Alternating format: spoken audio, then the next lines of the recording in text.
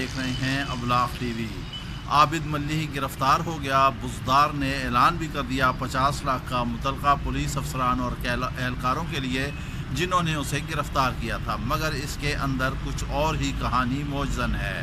وہ گرفتار نہیں ہوا، پولیس نے ایک ڈرامہ رچایا ہے، صرف دراصل اپنے آپ کو کیموفلاج کرنے کے لیے۔ کہانی کچھ ایسا ہے، ہمیں ذرائع نے بتایا اور ہم نے پتہ کیا کہ آخر عابد ملی کہاں تھا، ایسا کون سا چھلاوا بن گیا تھا جو پولیس کے ہاتھوں نہیں چڑھ رہا تھا۔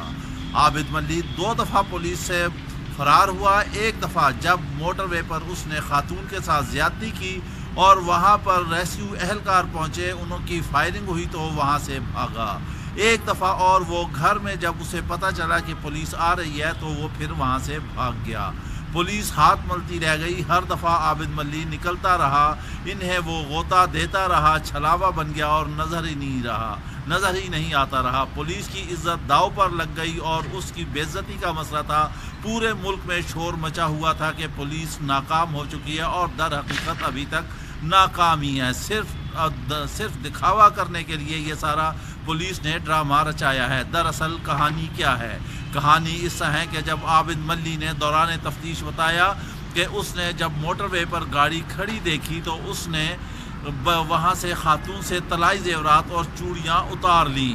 ساتھ ہی اس نے کہا خاتون سے کہ وہ موٹر وے سے چلی جائے، لیکن خاتون نے انکار کیا تو وہ بچوں کو اٹھا کر نیچے لے گئے۔ جب خاتون بچوں کو بچانے کے لیے نیچے آئی تو اس نے اس سے زیادتی کر ڈالی اور یہاں سے یہ کہانی شروع ہوتی ہے اور وہ پولیس کے لیے چھلاوا بن جاتا ہے۔ پولیس کا چھاپا تھا، نہ کوئی فوٹیج تھی، نہ کوئی ثبوت تھا، کچھ بھی نہیں تھا، اور ساتھ ہی میڈیا کو کوریج کے لیے بھی روک دیا تھا کیونکہ پولیس کی نااہلی سامنے آ رہی تھی۔ عابد ملی وہاں سے بھاگ گیا، روانہ ہو گیا۔ اس دوران وہ بیوی کے ساتھ رابطے میں رہا، پھر اپنے باپ کے ساتھ رابطے میں رہا۔ اس نے اس دوران ایک ذمہ دار کے یہاں نوکری بھی کی، پیسے اکٹھے کیے، وہاں سے جب پیسے جمع ہوئے پھر یہ وہاں سے نکل گیا۔ وہاں سے نکل کر یہ ایک کزن کے گھر گیا، اپنے رشتہ دار کے گھر رات کو، وہاں سے ان کا موبائل لیا اور باپ کو فون کیا کیونکہ اس کا فون جو تھا وہ ٹریس آؤٹ ہو رہا تھا، اس لیے اس نے سارا فون اپنا ختم کر دیا تھا۔ اب پولیس اہلکاروں نے اپنا ایک نیٹ ورک بنا رکھا ہوا تھا، کچھ اس کے والد کے گھر رہ رہے تھے اور کچھ اس کے گھر رہ رہے تھے کہ کسی وقت بھی عابد ملی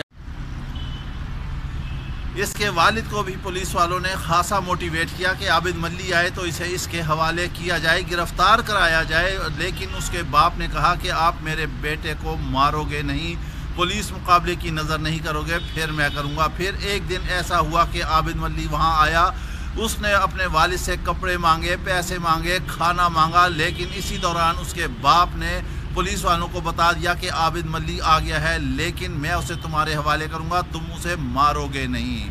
پولیس والوں نے سب سے پہلے اس کے باپ کو آگے کیا کیونکہ پولیس کو اپنی جان عزیز تھی کہ اگر عابد ملی کے پاس کوئی اسلحہ ہوا تو وہ پولیس پر فائرنگ کر سکتا ہے۔ پولیس والے جب آگے گئے تو باپ نے عابد ملی کو پکڑا ہوا تھا، انہوں نے پولیس کے حوالے کر دیا اور اس طرح عابد ملی گرفتار نہیں ہوا۔ وہ اپنے گناہوں کی وجہ سے گناہوں کا بوجھ اٹھائے جو بھاگ رہا تھا وہ پولیس کے سامنے پیش ہوا۔ پولیس والے پھر اسے اگلے دن لاہور لے آئے، وہاں سے لاہور لا کر انہوں نے پورا ڈرامہ بنایا اور پولیس نے کہا کہ اس نے بڑے سائنٹیفک طریقے سے، بڑے فرانزک طریقے سے اور بڑے جدید ترین طریقے سے عابد ملی کو گرفتار کیا ہے، لیکن کہانی یہ ہے کہ اسے گرفتار نہیں کیا، وہ پیش ہوا ہے اور پولیس نے اپنے نام بنانے کے لیے پورے ملک میں شور مچا دیا کہ پولیس نے گرفتار کر دیا ہے، جبکہ اس کی کوریج پر پابندی بھی لگی ہوئی تھی۔ ادھر حکومت کے تمام وزراء اور مشیروں نے بھی بیانات دینے شروع کر دیے کہ اس کے خلاف قانون کے مطابق کارروائی ہوگی، اسے گرفتار کیا جائے گا، جبکہ کوریج پر میڈیا پر پابندی لگائی ہوئی تھی کہ میڈیا کوئی کور نہ کرے، لیکن حکومت کے لیے تو کوئی قانون نہیں ہے، کچھ بھی نہیں ہے، کوئی پابندیاں نہیں ہے، اپنی پگڑی اونچی کرنے کے لیے سب قانون کو رون دیا جاتا ہے۔